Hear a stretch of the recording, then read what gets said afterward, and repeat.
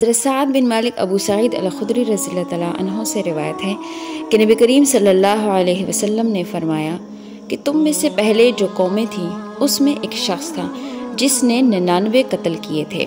اس نے لوگوں سے پوچھا کہ کوئی ایسا شخص ہے جو سب سے زیادہ علم رکھنے والا ہو، تو لوگوں نے اسے ایک راہب کا پتہ دیا، تو وہ اس راہب کے پاس گیا اور کہنے لگا کہ میں نے 99 قتل کیے ہیں، کیا اس کے لیے توبہ کا کوئی راستہ ہے؟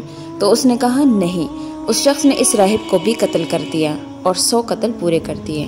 پھر پوچھا کہ کوئی ایسا شخص ہے جو سب سے زیادہ علم رکھنے والا ہو، تو کسی نے اس کی رہنمائی ایک عالم کی طرف کی، تو وہ اس عالم کے پاس گیا اور کہا کہ اس نے 100 قتل کیے ہیں، کیا اس کی توبہ کا کوئی راستہ ہے؟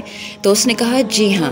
اس نے پوچھا کہ اس کے اور توبہ کے درمیان کیا چیز حائل ہے؟ تو عالم نے کہا کہ فلاں فلاں زمین کی طرف چلے جاؤ، وہ ایسے لوگ ہیں جو اللہ کی عبادت کرتے ہیں، بس ان کے ساتھ مل کر اللہ کی عبادت کرو اور اپنی زمین کی طرف کبھی مڑ کر واپس مت آنا، کیونکہ یہ برے لوگوں کی زمین ہے۔ بس وہ شخص چل پڑا یہاں تک کہ آدھا راستہ طے ہو چکا تھا کہ اس کی موت ہو گئی۔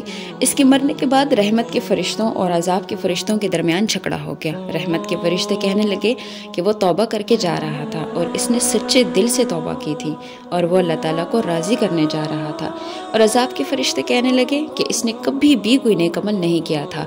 ابھی یہ جھگڑا چل رہا تھا کہ ان کے پاس ایک فرشتہ آدمی کی صورت میں آیا اور ان کے درمیان فیصلہ کیا۔ اس نے کہا کہ جتنا فاصلہ اس نے طے کیا ہے اور جتنا فاصلہ رہتا ہے ان دونوں کی پیمائش کرو، بس وہ جس زمین کے قریب ہوا وہ انہی کا ہوگا، یعنی اگر وہ نیک لوگوں کی زمین کے قریب ہوا تو اس کی روح رحمت کے فرشتوں کی ہو جائے گی، اور اگر وہ برے لوگوں کی زمین کے قریب ہوا تو اس کی روح کے حقدار عذاب کے فرشتے ہوں گے۔ جب انہوں نے زمین کی پیمائش کی تو وہ نیک لوگوں کی زمین کے قریب تھا، بس اس کی روح پر رحمت کے فرشتوں نے قبضہ کر لیا۔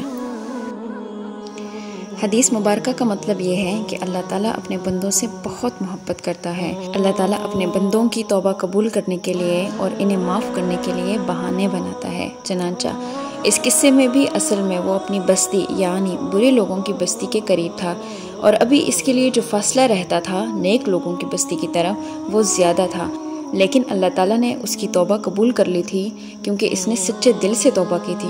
اس لیے اللہ تعالیٰ نے برے لوگوں کی طرف والی زمین کو حکم دیا کہ سمٹ جاؤ، اور نیک لوگوں کی طرف والی زمین کو حکم دیا کہ پھیل جاؤ، تو وہ پھیل گئی۔